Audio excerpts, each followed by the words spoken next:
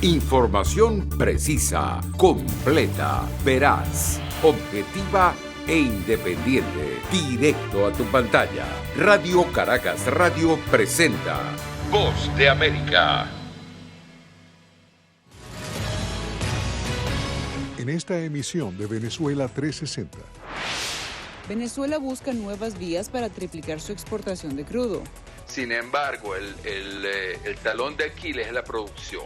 Empresa china sancionada por Estados Unidos parece ser la nueva carta de juego. Colombia solicita vacunas para inmunizar a población venezolana.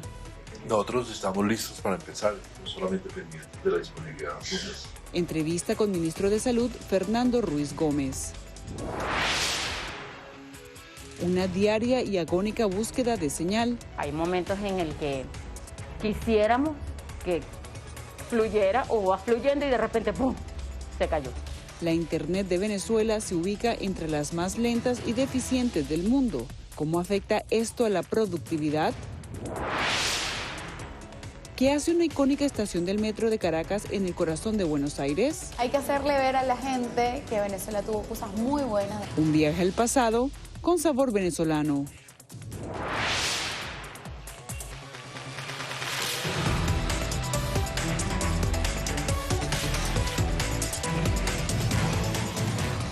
Hola amigos, soy Cristina Caicedo Smith y les doy la bienvenida a una nueva edición de Venezuela 360 desde los estudios de La Voz de América en Washington. Una nueva estrategia implementa Nicolás Maduro para reflotar su industria petrolera.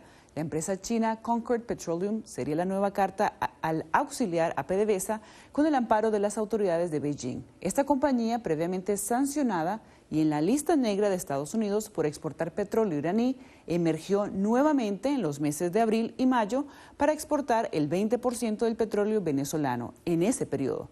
¿Qué papel tiene ahora en la agenda del oficialismo venezolano? Carolina Valladares nos presenta el análisis. Bajo el amparo de las autoridades de Pekín. De esta forma, la empresa China Concord Petroleum Co., con registro en Hong Kong, se habría convertido, según documentos obtenidos por la agencia Reuters, en uno de los principales socios de Venezuela en la exportación de crudo a China, evadiendo las sanciones de Washington. Este fortalecimiento de control por el gobierno chino comunista en Hong Kong hace que es más complicado de escapar esta responsabilidad, porque ahora no se puede decir, Hong Kong es autónomo, no tenemos control. Citando fuentes de PDVSA, la agencia de noticias Reuters asegura que la firma china, también conocida como CCPC, fue la responsable de fletar barcos transportando más del 20% de las exportaciones de crudo venezolano. Sin embargo, según documentos a los que tuvo acceso La Voz de América, esta no sería la primera vez que China Concord Petroleum Co. está bajo el radar de las autoridades en Washington. De acuerdo con el Registro Federal del Gobierno de Estados Unidos, en 2019 el Departamento de Estado agregó al CCPC a la lista de entidades sancionadas por violar las restricciones y comercializar con petróleo de origen iraní. El secretario de Estado determinó el 25 de septiembre de 2019 que cada una de China, Concord Petroleum, participó en una transacción significativa para la compra, adquisición, venta, transporte o comercialización de petróleo o productos derivados del petróleo de Irán. Sin embargo, CCPC habría vuelto a la carga gracias al comercio de petróleo venezolano a través de acuerdos con pequeñas refinerías chinas independientes.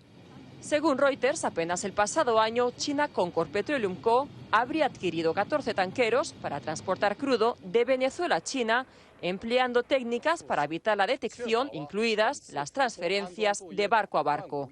Tácticas que habrían dificultado el trabajo de rastreo por parte de las autoridades estadounidenses, según expertos consultados por La Voz de América. Entonces es un negocio sucio, básicamente. Y su propósito es establecerse para evitar sanciones y existe hasta que se meten problemas y en este momento desaparece. No obstante, el pasado 12 de junio, el gobierno de Pekín imponía una tasa de $30 a las importaciones de crudo venezolano que, según los documentos obtenidos por Reuters, coincidiría con el cese de las actividades de China Concord Petroleum Co. en el mes de junio.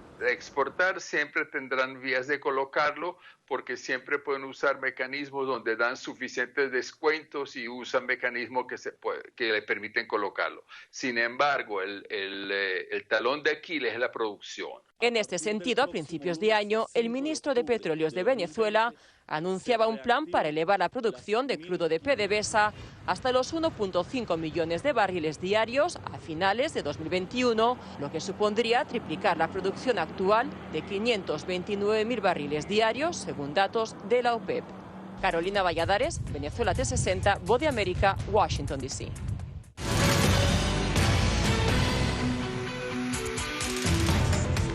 Muchas gracias por acompañarnos. Seguimos con más de Venezuela 360. El gobierno de Colombia asegura tener listo un plan de vacunación para la población migrante venezolana no regular que se calcula en 1 millón de ciudadanos. El ministro de Salud, Fernando Ruiz, explica que lo único que están esperando es que se materialicen las promesas de los países donantes de enviar vacunas para atender las necesidades de los países de menores recursos. Jaime Moreno conversó con el ministro. Jaime, ¿de qué depende de que se inicie este programa de vacunación en Colombia? Hola Cristina, este plan alternativo de vacunación para los migrantes no regulares que hay en el país, como usted lo decía, cerca de 1 millón, va a depender de la generosidad de la comunidad internacional. El gobierno de Colombia organizó este plan alternativo. Hay algunos países como España o como Canadá que ya están ofreciendo estas vacunas. Estas personas van a ser vacunadas, digamos, a partir de las próximas semanas en el momento en que lleguen estas donaciones. Los migrantes que son regularizados, que tienen una residencia permanente, ellos sí no tienen ningún inconveniente porque ellos sí hacen parte del Plan Nacional de Vacunación que viene adelantando el gobierno de Colombia, que está ya en este momento vacunando personas entre los 30 y los 34 años de edad. Este es un plan del que hablamos con el señor ministro de Salud de Colombia, Fernando Ruiz, sobre cómo se va a hacer la vacunación de los migrantes no regulares.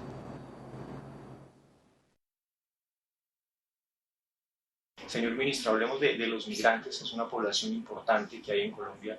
¿Ellos en qué están en estas etapas de vacunación del gobierno? Mira, nosotros tenemos en este momento 1.800.000 migrantes en el país que están ya residiendo de alguna manera en Colombia. De estos, cerca de 800.000 tienen su situación regularizada, tienen un carnet migratorio. Esas personas tienen acceso, igual que cualquier colombiano, a la vacunación y están siendo vacunados en todas las campañas a nivel nacional. Pero tenemos también cerca de 1 millón de venezolanos que no están regularizando. Por eso, para esta población tenemos un plan especial a través de las vacunas que nos vengan de donación internacional. Hemos tenido bastantes iniciativas de varios países donde nos han prometido vacunas, el mecanismo COVAX también. Ya el plan está armado, el llamado aquí, el apoyo es a tener las vacunas ya disponibles para esta vacunación. Es decir, parte de estas vacunas donadas por Estados Unidos, de las últimas, ¿podrían ir a esta población no regular? Sí, se prevé alrededor de 500.000. Sin embargo, para esta población es muy importante la vacuna de una dosis, porque muchos de ellos viven en zonas muy apartadas. Hay un problema también de identificación, entonces muchas veces le aplica la primera dosis en un lugar y cuando vuelves a ese lugar ya no están. Es necesario tener, ojalá, la vacuna de una sola dosis para poder tener la trazabilidad y seguimiento de la población. ¿Cuándo creen ustedes que podrían empezar ya con este plan que tienen? Nosotros estamos listos para empezar, estamos solamente pendientes de la disponibilidad de vacunas. Hay gobiernos que han prometido vacunas, Canadá, España, pero pues necesitamos ya tenerlas realmente para poder arrancar. ¿Por qué el gobierno no los puede incluir dentro del plan? Por norma en el sistema colombiano de salud está definido por constitución para población colombianos o residentes extranjeros con estatus regularizado. Ese es un tema que es importante y obviamente estamos hablando ya de un monto también muy importante, costos muy importantes. Colombia ha invertido en salud de población venezolana en los últimos 3 años 263 millones de dólares. Y eso tiene unos costos muy grandes para el sistema de salud nuestro. De aquí yo creemos que la cooperación internacional es fundamental para poder realmente apoyar frente a la crisis sanitaria que está detrás de la situación de migración de los venezolanos. Señor ministro, muchísimas gracias por su tiempo, por esta entrevista. Jaime, muchas gracias a ti. Mientras todos nos estemos vacunados, nadie va a poder estar tranquilo en este hemisferio. Muchas gracias. Es Fernando Ruiz, el ministro de Salud de Colombia, quien ha estado encargado de toda la estrategia contra el COVID en Colombia y está justamente aquí en la ciudad de Washington, digamos, coordinando cooperación internacional adicional por parte del gobierno de Estados Unidos. Cristina. Muchas gracias, Jaime. Y bueno, y en el viejo continente, parlamentarios españoles reaccionan a la situación de Venezuela, justo unos meses antes de las elecciones regionales de noviembre. Julia Riera entrevistó a algunos de ellos y nos cuenta cuáles son las estrategias que sugiere, a cara a la pandemia, la participación de la oposición y una posible nueva negociación entre Maduro y Guaidó con miras a una solución política consensuada. La Unión Europea tiene su mirada puesta en los comicios regionales del próximo noviembre en Venezuela. Eurodiputados suponen que un cambio político podría ser la solución para mejorar la situación del país, que vive una crisis política, económica y humanitaria que, de acuerdo con expertos, se agravó con la llegada de la pandemia. Creo que es muy bueno que Estados Unidos y Europa se coordinen para tener una voluntad constructiva con la región, ¿no? Exigente en términos democráticos y con voluntad de ayudar y hacerlo con los actores regionales, ¿no? Para propiciar un cambio democrático en el actual panorama político venezolano, el alto comisionado de la Unión Europea, Josep Borrell, envió recientemente un grupo de expertos para determinar si se cumplen o no las condiciones para una veeduría electoral. Si bien aún no se conoce la decisión de esta comisión observadora, algunos parlamentarios consideran que la participación de la oposición debe ser una condición imprescindible para que estos comicios sean legítimos y reconocidos internacionalmente. Quizás mañana todo cambie o en 2 días todo cambie, ¿no? Pero bueno, tenemos que aguardar. Yo creo que el intento, a pesar de que todos sabemos que el régimen ha aprovechado este tipo de intentonas de acuerdo para ganar tiempo, lo ha hecho siempre. O sea, el régimen lo que ha hecho ha sido reírse de los actores internacionales y ganar tiempo. Mientras, en Venezuela, a través de Twitter, la Cancillería aseguró que la visita de la Comisión Europea fue cordial, aparte de mostrar seguridad de que los comicios serán legítimos y transparentes. Algo similar fue el mensaje de uno de los rectores del Poder Electoral. La reunión con la misión de la Unión Europea, que se desarrolló en los términos más cordiales, fue propicia para profundizar además en temas clave como financiamiento, inhabilitaciones y participación electoral. El compromiso es reunirnos nuevamente para hacer el seguimiento correspondiente.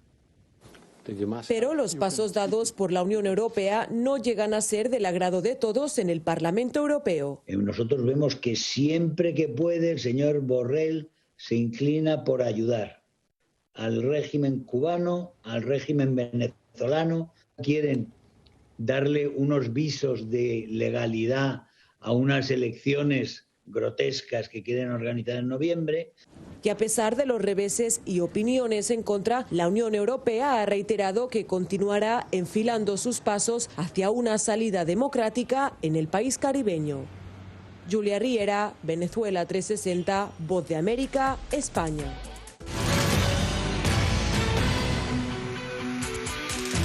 Muchas gracias por acompañarnos. En tiempos en que el mundo aún lucha por salir de la pandemia y el teletrabajo parece ser una herramienta que llegó para quedarse, la Internet se convirtió en el artículo de primera necesidad.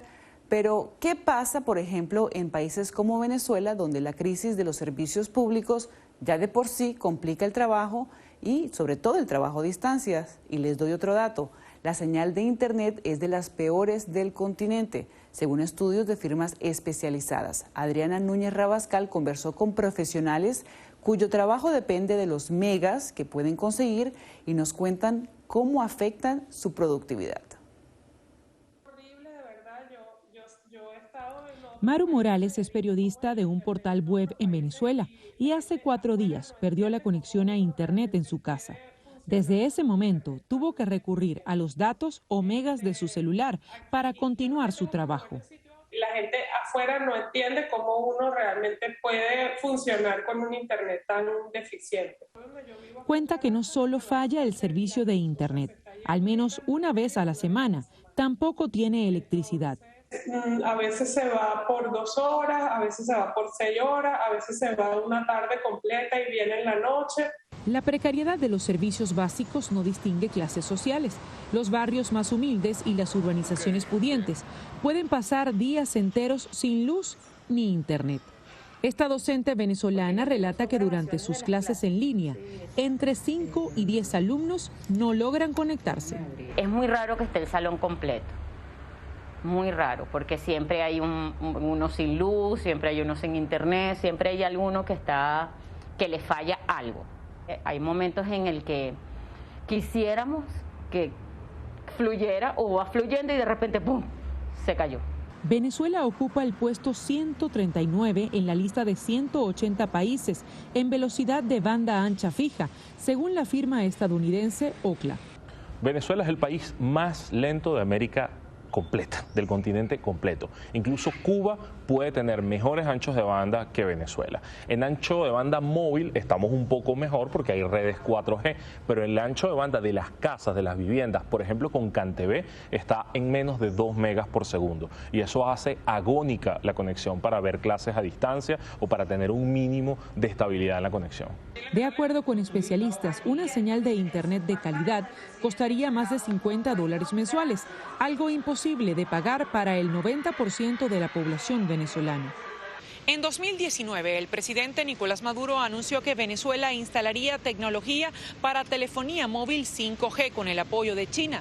Sin embargo, hasta el momento ese servicio no está disponible, a pesar de que, según la Comisión Nacional de Telecomunicaciones, hoy día hay menos de la mitad de líneas de celular activas que en 2015.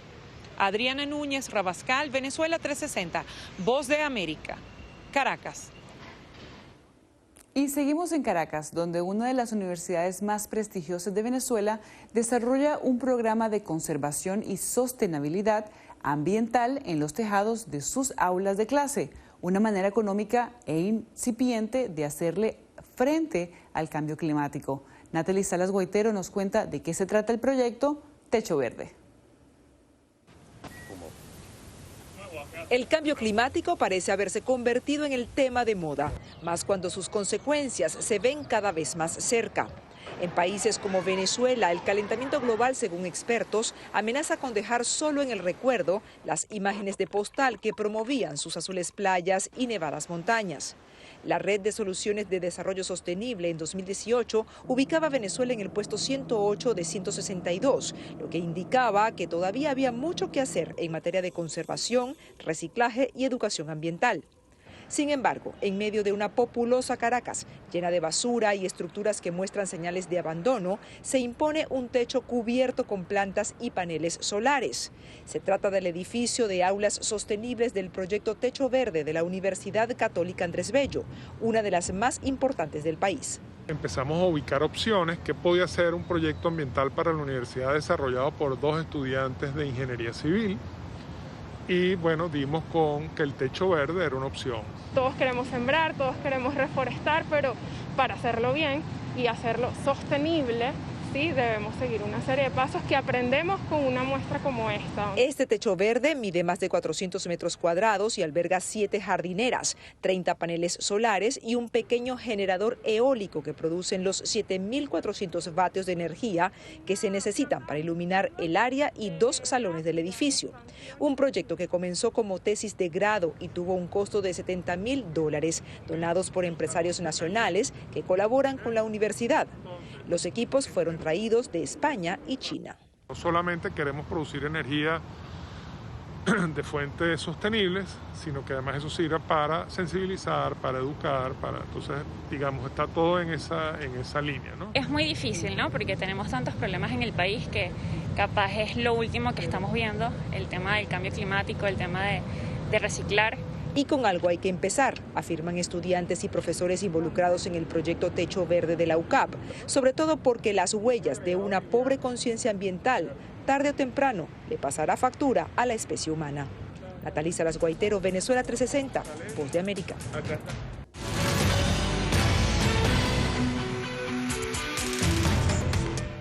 Un viaje a los recuerdos, una experiencia gastronómica llena de sabor, raíces y anécdotas es lo que promete un restaurante venezolano en Buenos Aires que reproduce una estación del metro de Caracas.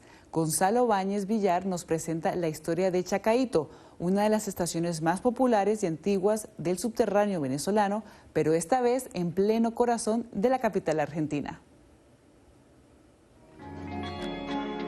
Estación Chacaíto, un ícono de Caracas, acá en Palermo, en el corazón de Buenos Aires. Hoy vamos a conocer la historia de este restaurante con olor a Venezuela.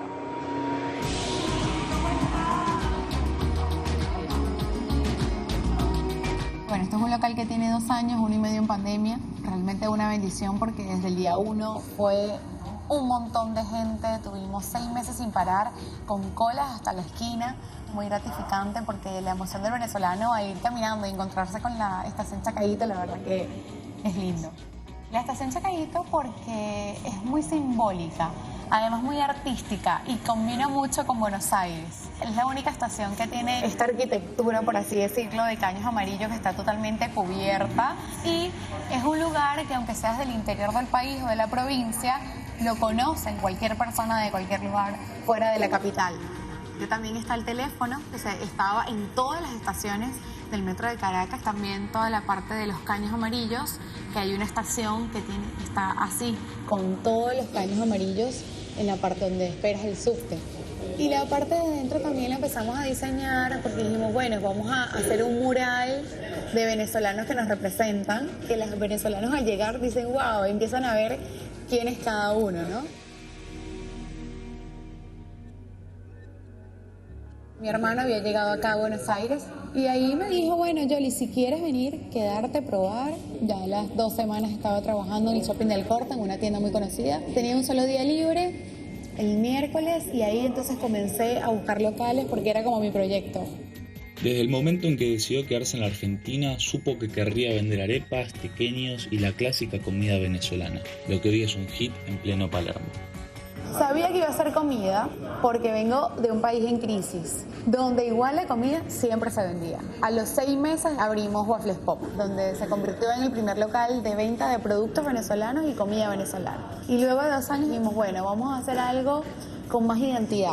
Algo además que aflore lo positivo de ser venezolano, porque nosotros somos de Caracas y recordamos que en los años 80 era símbolo de modernidad, destacaba mucho el metro de Caracas y nosotros dijimos, bueno, no todo es malo, hay que hacerle ver a la gente que Venezuela tuvo cosas muy buenas, de que somos muy buenos, de que somos creativos, con ganas de hacer las cosas además bien y demostrarlo. ¿Qué sentís por Venezuela? Wow, no me cabe en el pecho. Es un amor total. ¿Te gustaría volver? Sí, por supuesto. Me gustaría ir aunque sea de visita. Y lo que más anhelo es poder tener esas navidades y poder estar con todos los que he estado en algún momento. Creo que eso va a ser como lo más difícil porque ya son tantos años que la gente ha hecho como caminos. Ha hecho raíz en otro lado y ojalá que esta pesadilla algún día termine y estoy muy segura que no solamente yo, sino más de 6 millones de venezolanos que están fuera van a querer hacer un montón de cosas y llevar un montón de cosas de las que aprendieron y absorbieron en otros países y bueno, y potenciar obviamente nuestro país. Gonzalo Báñez Villar, Venezuela 360, Voz de América, Buenos Aires. Y en el marco de los Juegos Olímpicos en Tokio y en la antesala de los Juegos Paralímpicos, José Gregorio Montilla, un estudiante de periodismo, espera llevarse la medalla de oro en los 50 metros braza. El joven de 20 años dio inicio a su carrera deportiva cuando intentaba recuperarse de una afección articular. Se calcula que un total de 25 venezolanos representarán la tricolor en estos Juegos a realizarse el 24 de agosto en disciplinas como la halterofilia, judo y ciclismo. Muchas gracias por acompañarnos en Venezuela 360. Les saludó Cristina Caicedo Smith.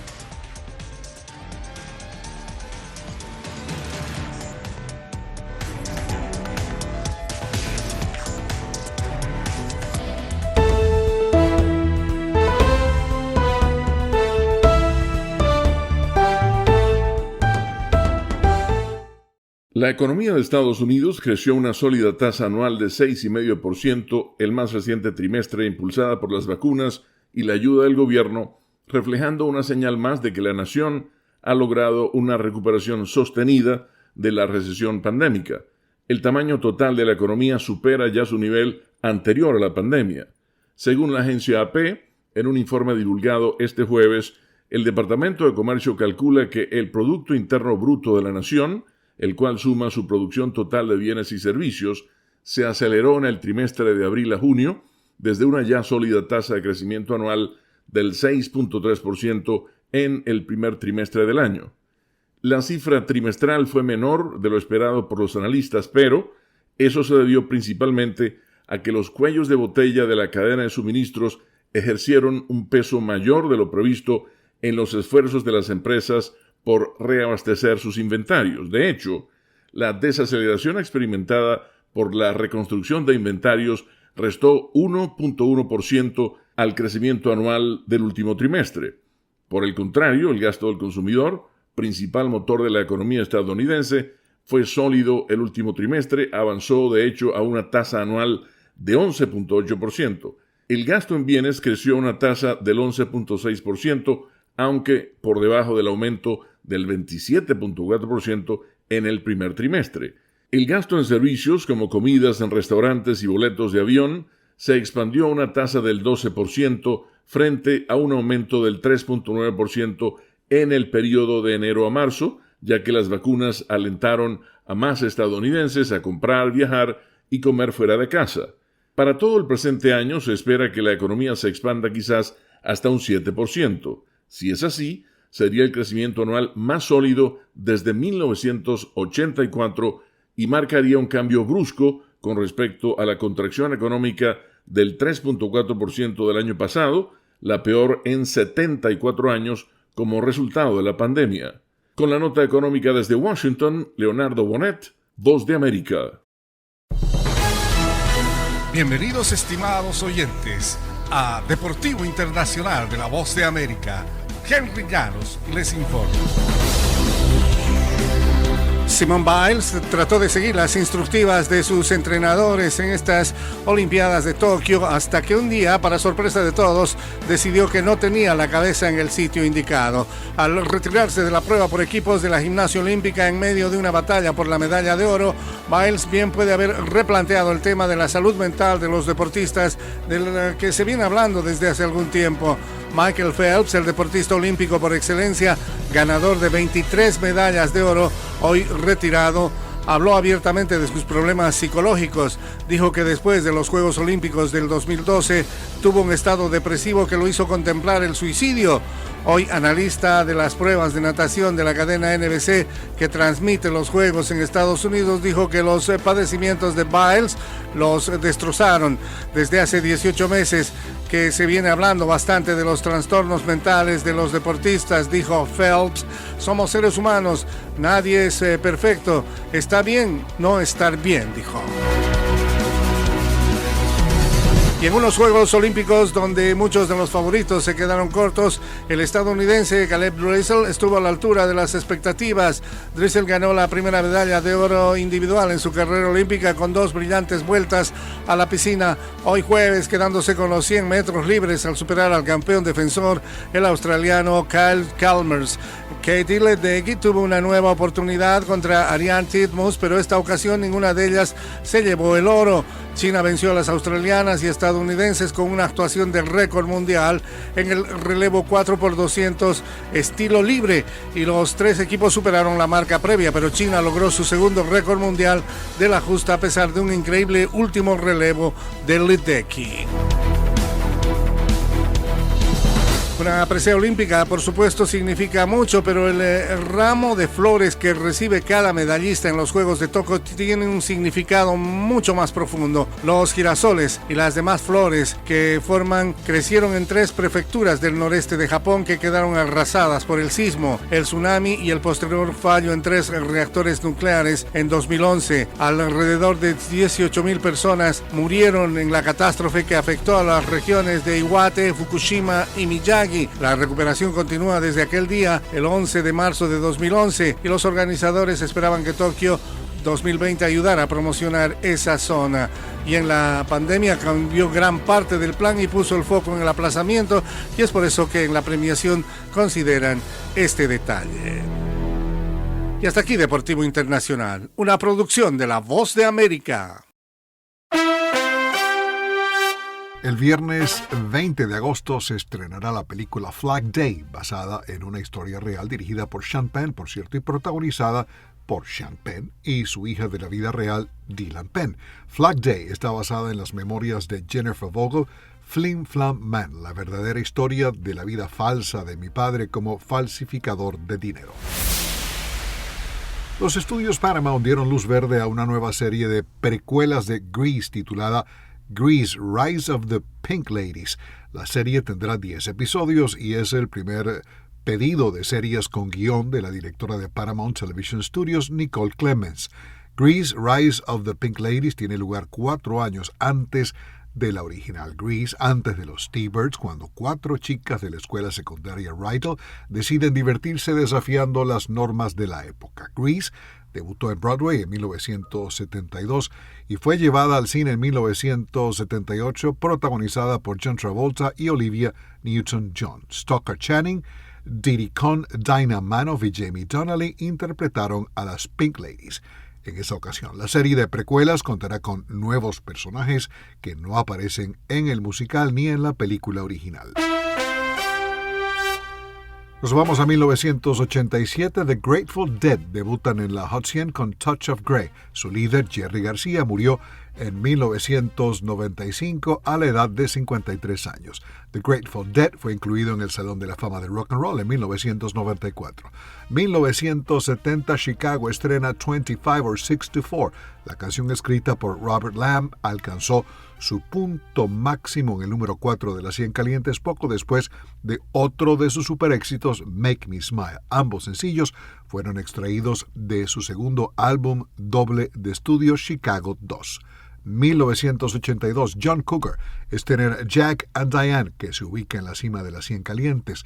En 1983 cambió su facturación a John Cougar Mellencamp y finalmente en 1991 abandonó Cougar y volvió a su nombre inicial, John Mellencamp. Mellencamp fue incluido en el Salón de la Fama del Rock and Roll en 2008.